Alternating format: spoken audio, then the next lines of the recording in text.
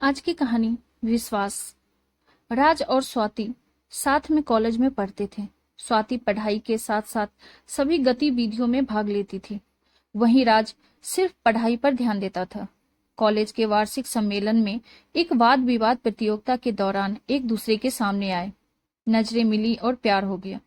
उस दिन से आज तक एक भी दिन ऐसा नहीं गया जब दोनों साथ न रहे हों। दोनों ने अपनी पढ़ाई अच्छे से पूरी की। नौकरी पर लगने के बाद घर वालों से बात की। स्वाति क्रिश्चियन थी और राज ब्राह्मण। राज के घर वाले किसी भी शर्त पर उनके प्यार को परवान देने के लिए राजी नहीं थे। स्वाति के माँ पापा को कोई ऐतराज नहीं था। जहाँ राज 4 भाई बहन थे, वहीं स्वाति इकलौती बेटी थी। फिर भी वो हर तरीके से समझौता करने को तैयार थी।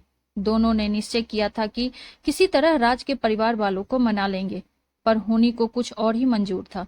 स्वाति के पापा की एक सड़क हादसे में मृत्यु हो गई। स्वाति और उसकी माँ नीतू जी अकेले हो गए। इस मुश्किल घड़ी में राज ने दोनों का पूरा साथ दिया।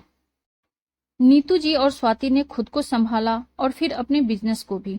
स्वाति ने अपनी नौकरी छोड़ पापा का पूरा बिजनेस देखना शुरू कर दिया।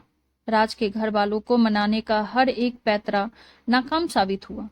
आखिरकार राज को अपना घर छोड़ना पड़ा। स्वाति और राज ने कोर्ट में शादी कर ली। राज भी स्वाति के घर में शिफ्ट हो गया। सबसे ज्यादा तकलीफ उसके घर वालों को इसी बात की हुई कि वो घर जमाई बन गया था, इसीलिए उन्होंने अब उससे सारे रिश्ते नाते तोड़ लिए थे। हालांकि शादी के बाद भी दोनों ने घर वालों को मनाने की बहुत कोशिश की, पर सब बेकार रही। राज के यहाँ तो उसकी कमी उसके दोनों भाइयों और बहन से हो रही थी। हालांकि उसकी बहन चुपके से उससे बात कर लिया करती थी। भाइयों के यहाँ बेटियां हुई, बहन के यहाँ बेटा हुआ, पर उसे नहीं बुलाया गया। बहन फोन पर सबके हाल बता देती थी। इधर दोनों मिलकर स्वाति के पापा के बिजनेस को बहुत आगे तक ले जा रहे थे। राज ने भी शादी के बाद बिजनेस ही ज्वाइन कर लिया था। स्वाति की माँ नीतू जी दोनों का बहुत ख्याल रखती थी, बल्कि स्वाति से ज्यादा राज का ख्याल रखती थी। राज ने उनके जीवन में बेटे की कमी को पूरा कर दिया था। शादी के 2 साल बाद स्वाति ने खुशखबरी दी तो वो माँ बनने वाली है। तीनों बहुत खुश थे। स्वाति अब घर से ही काम कर रही थी। नीतू जी भी उसके साथ ही रहती थी। राज और नीतू जी मिलकर स्वाति का पूरा ख्याल रखते थे। 7वां महीना आते ही अचानक स्वाति की तबीयत बहुत खराब हो गई। डॉक्टर को दिखाया तो पता चला बच्चे के साथ साथ बच्चादानी में एक ट्यूमर भी विकसित हो गया था, जिसे अब निकाला नहीं जा सकता। अगर निकाला गया तो दोनों की जान को खतरा हो सकता है। ये बात स्वाति को पहले ही पता लग गई थी, पर वो पहले बच्चे को खोना नहीं चाहती थी, इसीलिए उसने माँ और राज को कुछ नहीं बताया था। उसे अपने भगवान और प्यार पर पूरा विश्वास था।